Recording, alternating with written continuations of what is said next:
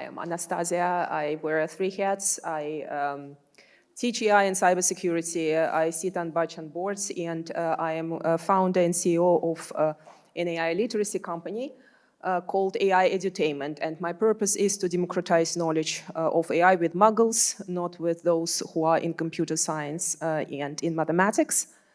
The impulse to start the company came from a growing mountain of nonsense being told about AI by a wave which I call the rise of incompetent experts. So let me start with telling you a story. 2 weeks ago, I was in a very fine conference. There were only 40 people present. 25 of those 40 people were ministers from different countries. Sometimes they were dealing with education, sometimes transportation, sometimes social affairs. And so the organization was discussing issues like finance, migration, and of course AI. And I was part of a very small group of AI people who got invited. And the keynote was provided by a professor from Oxford. And it blew me away. Because this guy started showing pictures of Weimar cars running on the streets of LA. And the message was that self-driving cars are truly there. So this is really fantastic. We can ride them. We can enjoy the comfort. And apparently they're quite safe. And this is the new big world around us. Yeah? And then he gave a bunch of other examples in connection with AI technologies. So I really had to contradict, because one ride in Weimar costs approximately the same as a transatlantic flight. Every car is equipped with around 200K worth of IoT sensors. And if you put such a car on the street of Berlin or Basel, where I reside, the car will break probably in approximately 20 seconds. So if you are Google and possess 117 billion US dollars in financial reserves, cash reserves, you might be burning 1 billion a quarter. But if you are a company or university, then obviously you can't afford this luxury, so you need to be very mindful on what is going on in the world of AI. So the same thing is on behalf of when Sam Altman gets out and claims that ChatGPT announces the revolution of artificial general intelligence. It won't happen. You can relax and don't expect that AI overload will get into your spot to work for you. I wished I had a dishwashing robot at home, but obviously I will not see such a machine during my lifetime. So when I talk about AI literacy, obviously there's always what are we talking about? Then the issue of why, and then the issue of how. So I will just really do a staccato tempo ride through a couple of slides, but if you have more questions, please befriend me on LinkedIn, and we can have a lengthier discussion, and we can obviously share more information. So I will start with the what. And this is something which has been out there for years. Yeah? So there are kind of, two schools in AI. AI is as old as mid-40s of the last century, obviously. And there is a school which is kind of, seduced by what is going on with biological brains and biological intelligence. And researchers and practitioners try to reverse engineer what is going on in all those synapses and put it into the machine. And I was CEO of Qualcomm Europe for a while, and I remember how Qualcomm engineers engineered the eye of a wasp, which was a project it took approximately 7 to 8 months to complete. It's a tremendously difficult thing to build such approximation of a biological organism. So, and then there is obviously math, yeah? And some math which are doing fine those days, they exist since the 18th century and 19th century, right? Like Bayesian networks, formidable statistical tool in countless companies. Uber is running very much on Bayesian technology. And I mean, we were not calling this AI. 30 years ago, I was underwrite at Munich Reinsurance Group. We were doing Bayesian and linear regression on everyday basis, and we did not call it AI. Yeah, but nowadays, this is considered to be AI as well. And of course, everything in between.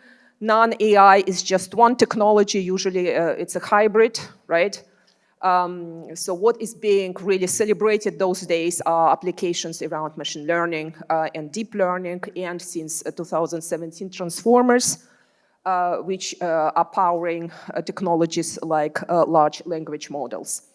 So if we look into the future, so what is completely clear, we will have multimodal AIs. So we will have AIs which are not just, let's say, around recognizing pixels, but which will combine images and language and maybe audio and video, and therewith machine will be capable to better contextualize and to learn from a diverse set of data with all the issues coming with it, yeah?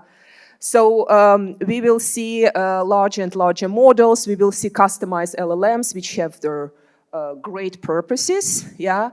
And we will see AI penetrating countless industries and countless business functions. So I think that the embodiment will be happening. So we have huge rise of humanoid robots. There are school of thoughts that without embodiment there isn't any intelligence.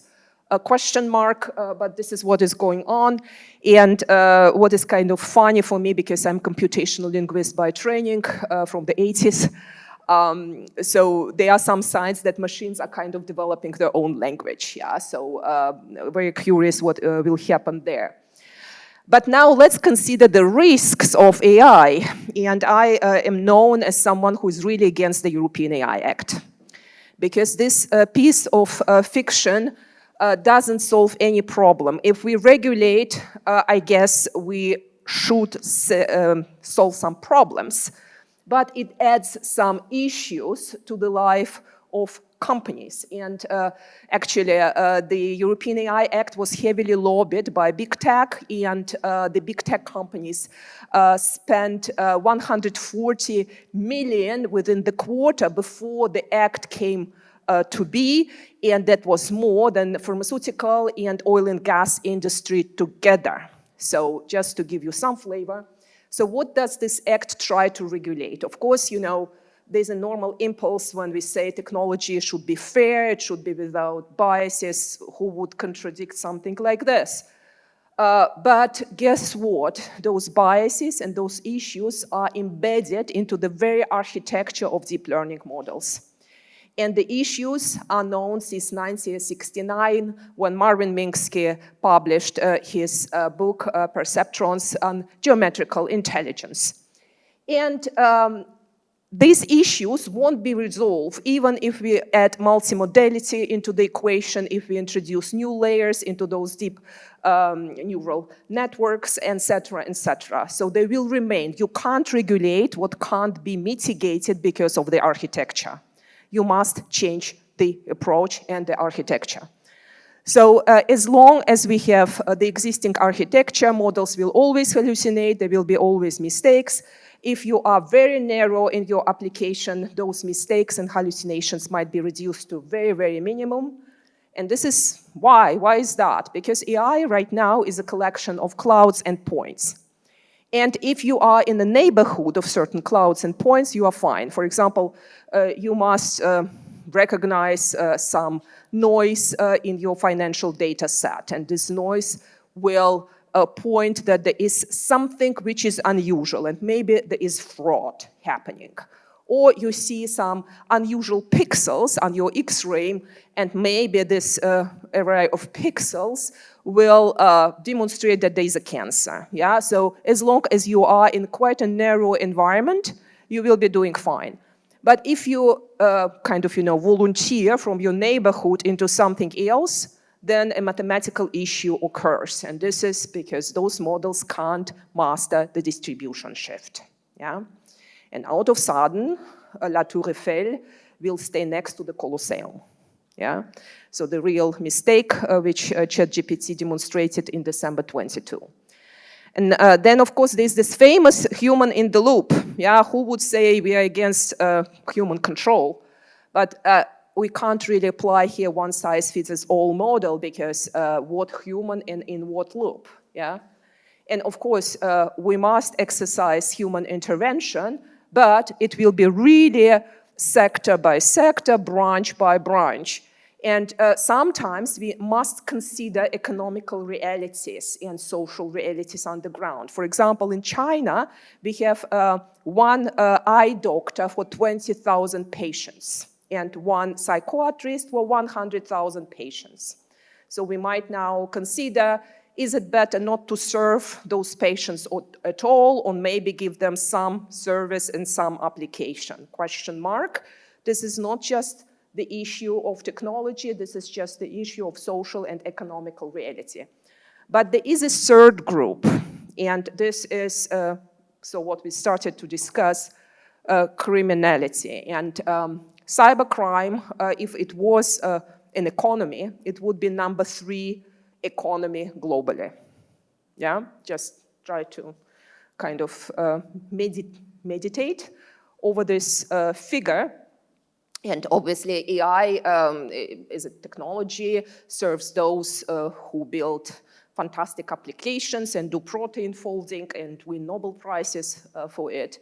But AI, of course, provides fantastic resources for cyber criminals. And those might be very, let's say, idiotic attacks where just by sheer amount of power, you try to penetrate defenses of a company, and you just send a message and send a message and send a message. It might be deep fake because, you know, our faces are not our any longer, and the voices are compromised, and cetera, and cetera. So the amount of weaponry in the arsenal of cyber criminals grows with the proliferation of AI, and those guys are fantastic technologists.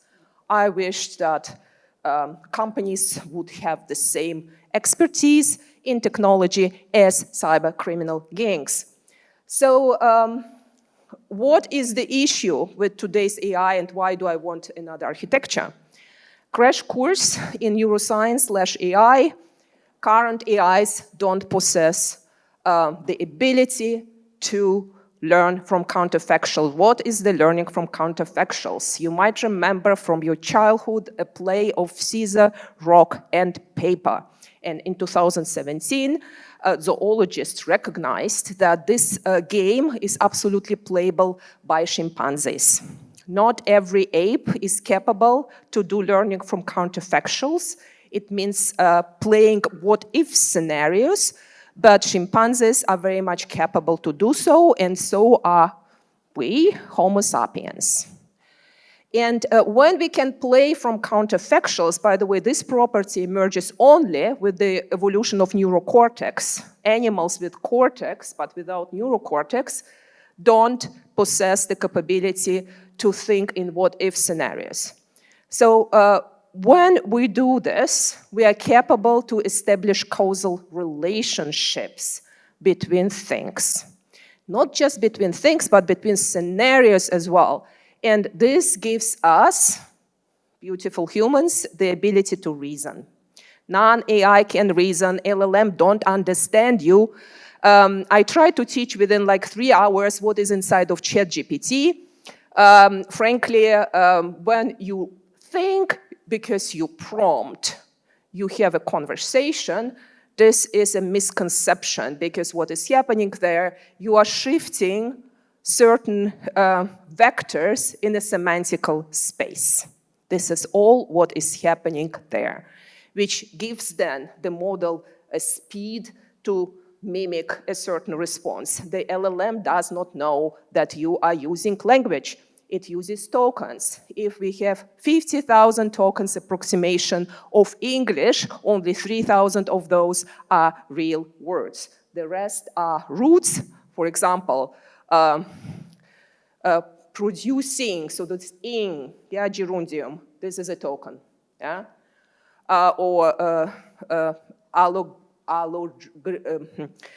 Customized, iced is a token for ChatGPT. It does not know, it uses something like a language.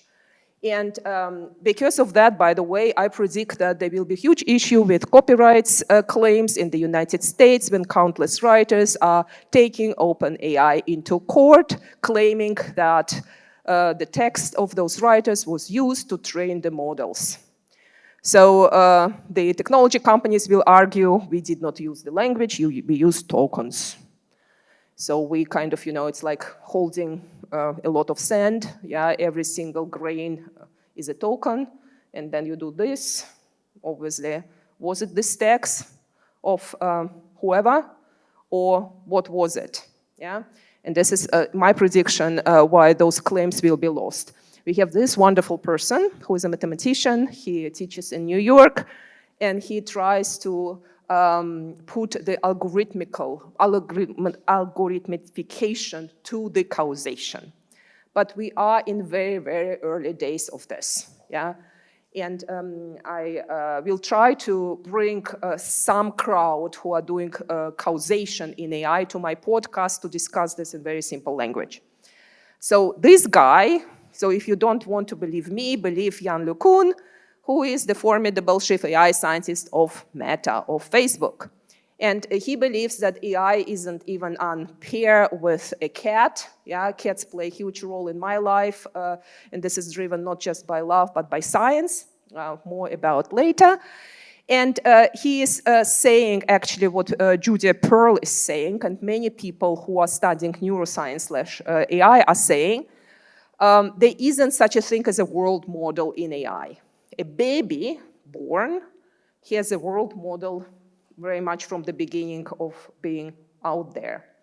An AI does not have a world model, and for these reasons, it has flaws, yeah? So I believe we must work towards implementing safer beneficial AI, and I would wish that regulators learn about basic differences between the brains and AIs, and actually encourage development of different hybrid architectures, combining symbolistic and logic-based AIs with deep learning, or maybe doing something completely different. So neuromorphic AIs is still a question mark what it might look like one day, and it's really very much in the beginning in the lab, which obviously does not apply to real messiness of life. And I would wish that instead of posing fines on companies, adding to bureaucracy, yeah, we would encourage investments into things like XAI, which is explainable AI. Right now, 98% of all money is flowing into AI capabilities and only 2% to XAI. I would wish maybe to get this figure to 10%. And it will benefit everyone, yeah? So now the why. I will really now gallop through the why section. AI is a huge factor in the economy. So 2017, the most valuable companies of the world are those, yeah? Obviously, we have the traditional suspects from the United States, and then we have Chinese, then Trump come in, the Cold War over hot tech explodes. And in 21, out of sudden, we don't have those Chinese players on the top 10 of most valuable companies in the world. They disappeared. So, but we have TSMC, and this lovely company in Taiwan manufactures over 90% of all the chipsets which are powering modern devices. And by the way, when I research AI capabilities, my world is pretty simple in predicting things, because I look into IP and I look into semiconductors. What is not on the roadmap of semiconductor companies won't happen, period. So obviously, cyber criminals, very active, bow to you, attack digital assets. And here's one interesting message from me. So, I worked in a bunch of companies for 20 years in Fortune 500 companies. And obviously, if you are in executive positions, you always think about valuation of your businesses. And around 2012, 2014, the portion of digital assets in valuation of businesses was around 14%, 1-4, yeah? And post-COVID, this figure grew to 90. What are digital assets? It's information and data, it's intellectual property, it's all the systems which harbor information and data, all processes and how you shift data around, all governance rules, so those all are digital assets. And this is the prominence in valuation of those businesses. No wonder AI-centric businesses are under top 10 most valuable companies around the globe. So the probability of breach, not on blockchain, but in normal world, is 30%. But I mean, this is kind of nice if it's just 30, because I guess it will grow. And actually, we can really quantify digital exposure. We are not doing this, but we can, because we know about what are the fines, we know what is the approximation of fines per file lost. We know business interruption figures. For example, if a critical system is out, then you must mitigate somehow and work around. One of my clients was an MD of a Swiss pharmaceutical company, and he had a lovely task to run his whole business for 5 weeks on WhatsApp because of ransom attack. Ransomware. He could not touch one single system. If you are a pharmaceutical company, you might imagine you require certain medication to be available by law. And actually, he had to fly on aircrafts this medication from Asia into Switzerland, because no data and inventory were available, no one could do anything. So that was the reality. Is it great to run a business on WhatsApp? No. But you know, otherwise he could just go home and say we are closed now. Another message, which is very important, dear regulators, not you, but mental regulator in Brussels, you're really hurting economies. 40% of AI-based companies left Europe after the introduction of European AI Act.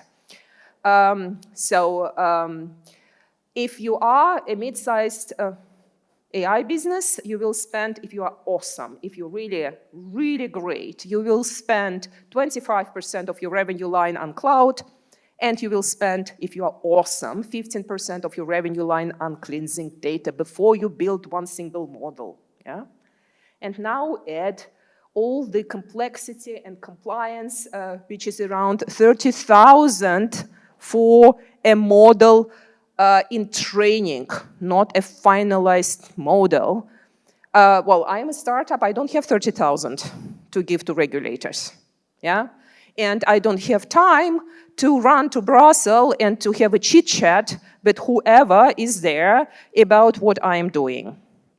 So for this reason, it would be really great to sometimes really listen to formidable creatures in the United States who are saying Europe replaced democracy with bureaucracy. There is something in this saying which I kind of subscribe under.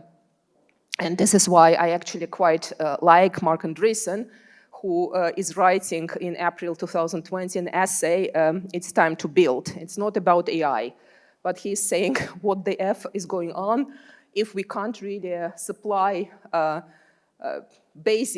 basics to all the nurses and healthcare personnel in those hospitals. Yeah, so that was his initiation. And he's saying, it's really time to build, and dear governments, it's all fine to say more power to the government, but please demonstrate that you are capable to execute. So I like this message. It's not just about AI, it's about economy. Without economy and without growth, there is nothing available, and before we distribute something, we need to build wealth. So, and this brings me to the how of AI literacy.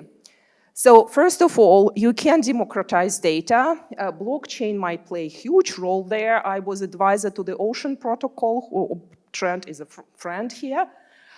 So this is something which is really dear to my heart. If you want, let's say, details on how this whole magic works, please contact me on LinkedIn. I will send you an article which I wrote for, I forgot which magazine, but it was quoted over 3,000 times. So I can send it to you. And I think that in terms of AI literacy, culture is sometimes more important than technology.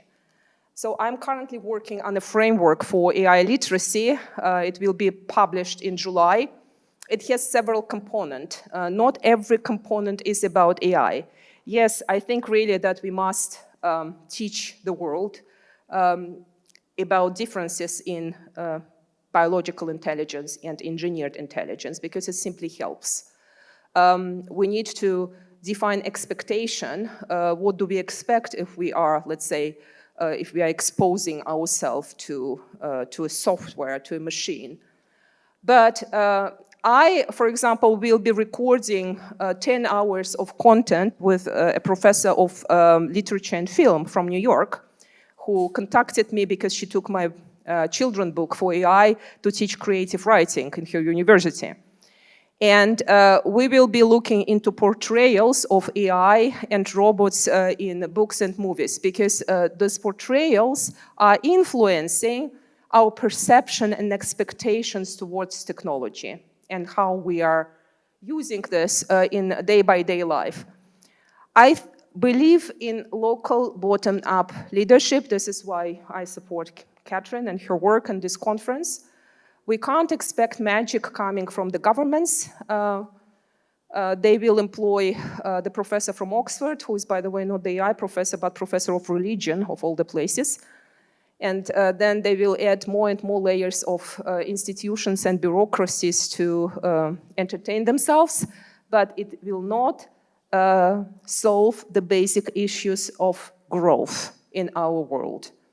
And it's completely, it's a secrecy for my mind why European countries don't have a prominent migration and AI strategy when this decade, several countries are going into mass retirement. Yeah? If a country moves into mass retirement, what does it mean for the economy? It means that within 5 to 6 years, GDP will crumble. You can't balance it out. They aren't children and they aren't adults to fill up the labor. If you wait for AI, I can just tell you it won't descend from Mars. So we must have automation and software just to fill the gaps of those who will be retiring. What countries are retiring this decade? Yeah? It's Germany, it's Belgium, it's the Netherlands, it's Austria, it's Portugal, it's Bulgaria, it's Czech Republic. Yes, so those are retiring now.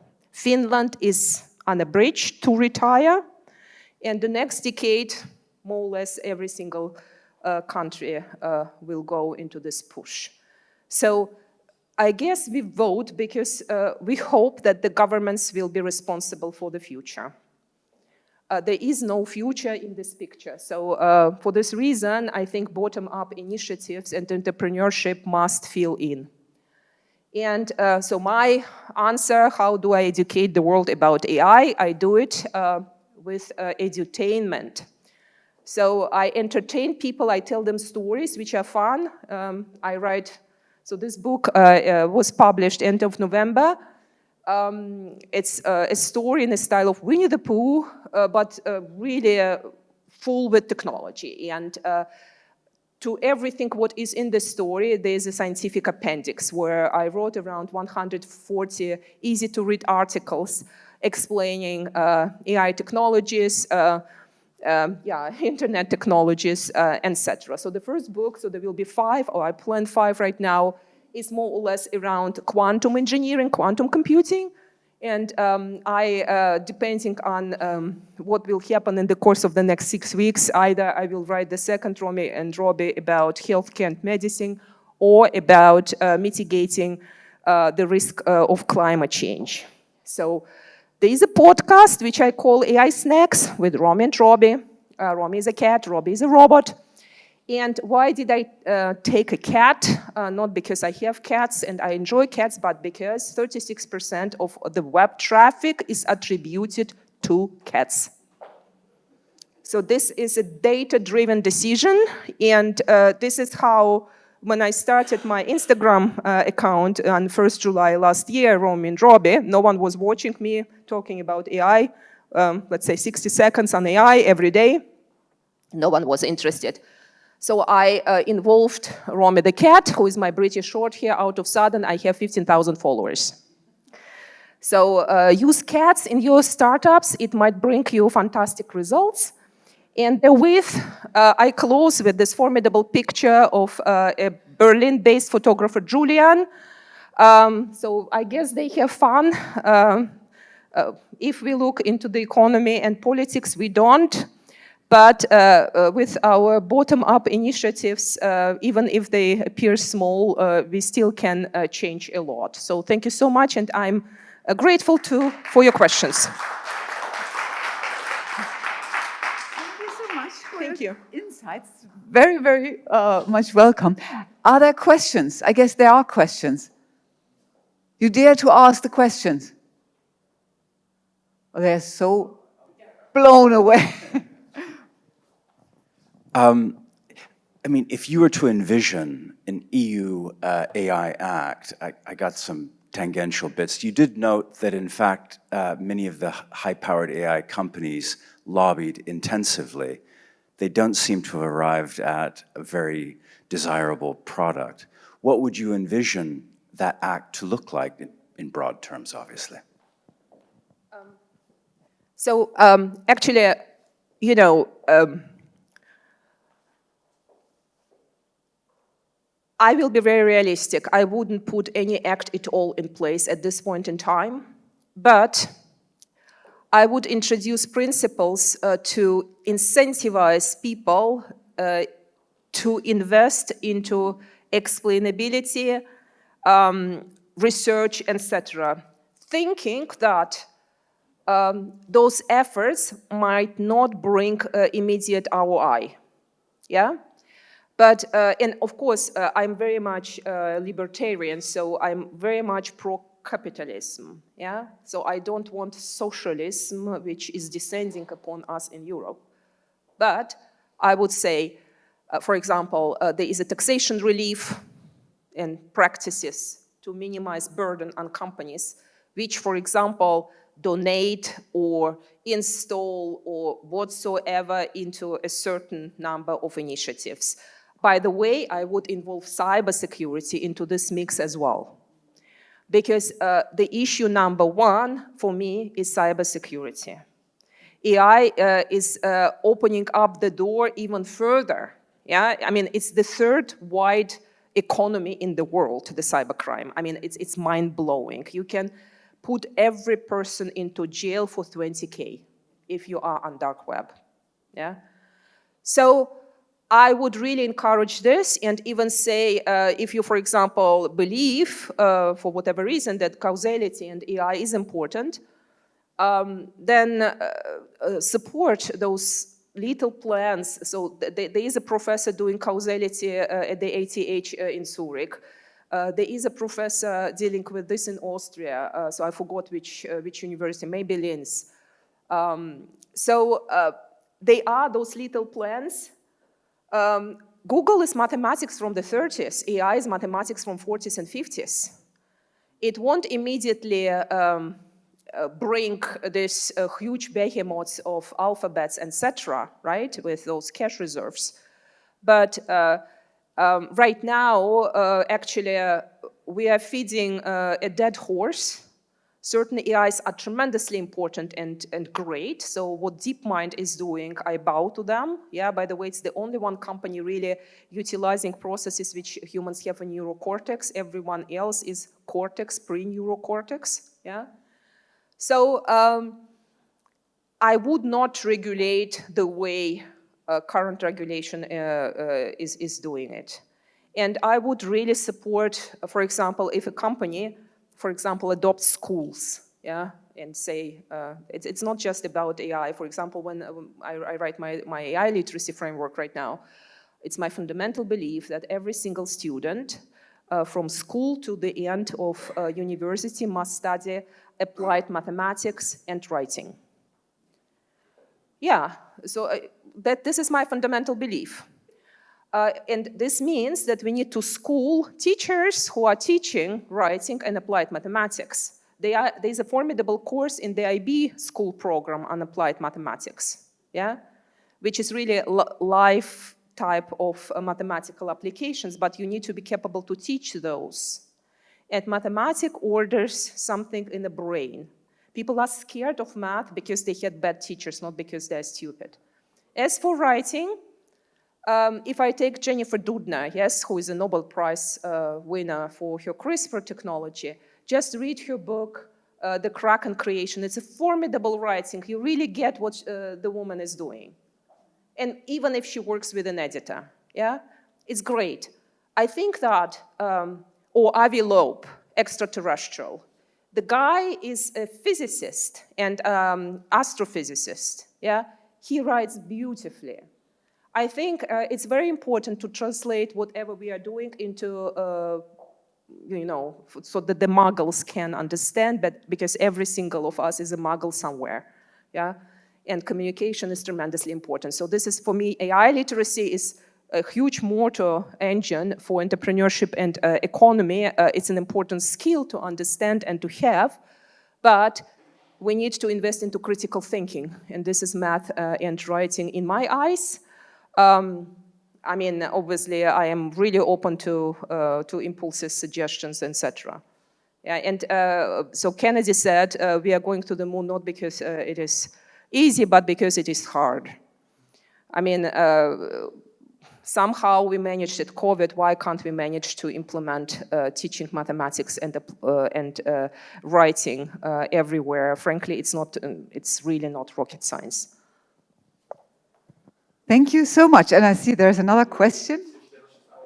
I would like to say we do the same. We're going to ask 2 questions, let you ask 2 questions. Then we'll have Ioannis Revolidis, who is waiting on the Zoom call to make his presentation. Then we'll have a break. And after the break, we come back and hear the last 3 talks of the day. Would it be fine for you guys? So, first, I'll start with you, please. Yeah, thank you so much. Anastasia, thank you very much for your presentation.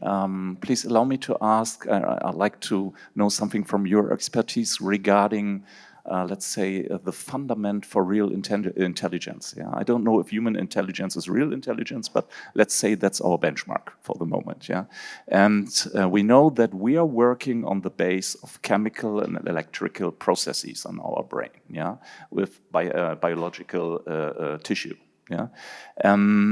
Now we have chips, we have electronic procedures. We can say it's electrical in some way, yeah, but defined electrical levels. What do you think might be the development? If I read AI as the acronym as anything but not intelligent, yeah, what do you think? Is a chip the right physical basis for real intelligence, or do we need something else? Do you think the development is possible with chips, or do we need to step to analog systems? Yeah, so that's the question. Absolutely love the question. So Max Tegmark gave a very beautiful definition of intelligence. Intelligence is information processing. So certain plants are tremendously intelligent. The most studied worm in the history of science, a nematode C, is intelligent, and my students know that the vacuum cleaner Roomba applies absolutely the same algorithm as the nematode C when moving around. So in my book, Robbie and the Secrets of Sleep, by the way, Secrets of Sleep is because, so at the end when Robbie is so damaged that they can't repair it, he's getting revived with help of sleep algorithms, which is the IP of the University of San Diego. So this is the name of the book. So there is a scene where everyone is in the kitchen, and so people are discussing something, and then Robbie, the robot, is asking Romy, the cat, Romy, are you intelligent? And Romy is, obviously this is sci-fi element in my book, Animals Can Speak. Romy is, I wouldn't say I'm intelligent, but I'm wise, yeah? And then there's a huge chain of discussion where, for example, looking for extraterrestrial intelligence, so the SETI, and then Robbie is completely puzzled because he's like, so it means that before the invention of radio wave, humanity was dumb, or what does it mean? So then we are looking for this intelligence with radio signals, so it means that everything before is stupid, or what it is. So there are countless definitions. In terms of the future, I think we really need to respect our biology, and the biology of those who we are sharing the planet with. So many technologies were influenced by zoologists. Octopuses, certain birds. In my book, Romy and Robbie, one of the protagonists is a pigeon, Kalina. And why did I take a pigeon? Because in 2015, there was a study when they were presenting X-ray cancer images of breast cancer to pigeons, and they figured out that they were better to recognize issues than human doctors. It's just the property of an eye, yeah? But we need to respect that there are some intelligences out there which are just different from us. There is a school of thought saying that LLMs are displaying a strange kind of an intelligence, and maybe they do. So that might be a certain type of intelligence. I am a huge fan of all kind of studying insect behavior and all those swarm algorithms in math, which are very prominent in cybersecurity as well. So I would say we can enlarge our capabilities with those devices. So we are, in a way, cyborgs. Yeah, it's not just smart glasses. I guess you don't have now smart glasses on, but you require glasses, and I require glasses when I read. I'm always on my phone. This is an extension of mine, right? So we are already some cyborgs, and we can generalize, but we can't memorize that much, yeah? And for this, we need all those formidable machines and software with those tools. Sometimes we might learn something from those machines because they spot correlations which are foreign to us. For example, I read a paper that was from DeepMind, and it was about eye doctors that, for example, certain eye diseases, it doesn't matter whether the patient is male or female, but the machine could spot it, though it was not giving those data. So the question is, it does not matter for today's eye doctors and researchers because they don't know something, or because it really does not matter. Yeah, so it's a question mark. We might learn something really unbelievable from those machines. In terms of silicon, so we have now this medium silicon, so they are all kind of looking into other material. The jury is out there. This is really not, I'm not that deep in this research. I would love to see alternatives. Thank you for this. So no, I'm stopping. You can do this in the break. So there's a last question, and please a short answer. Thank you.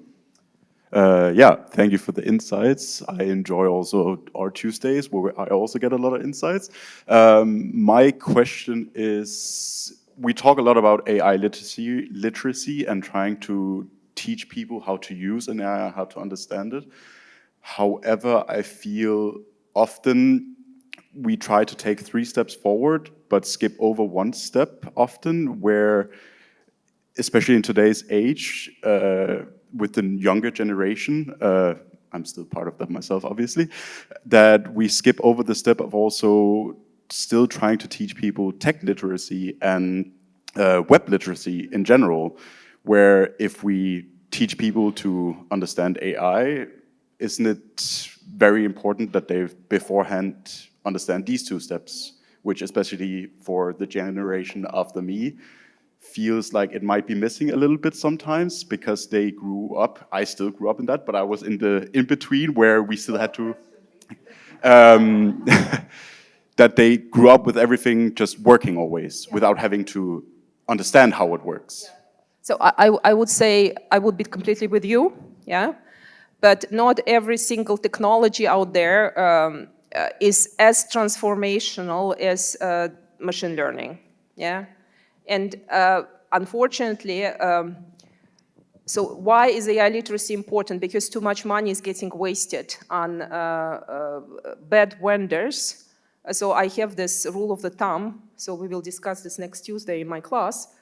If in a vendor you have more marketing and salespeople than data scientists, don't work with the vendor. Yeah, as simple as that. Works always. So 78% of AI pilots fail because of bad vendor and because of lack of this basic understanding on how to ask questions prior you start modeling. So, but yes, I would wish we had more technology literacy, period. Thank you so much, Anastasia. Give her a warm applause, and hopefully we can continue the discussion in the break.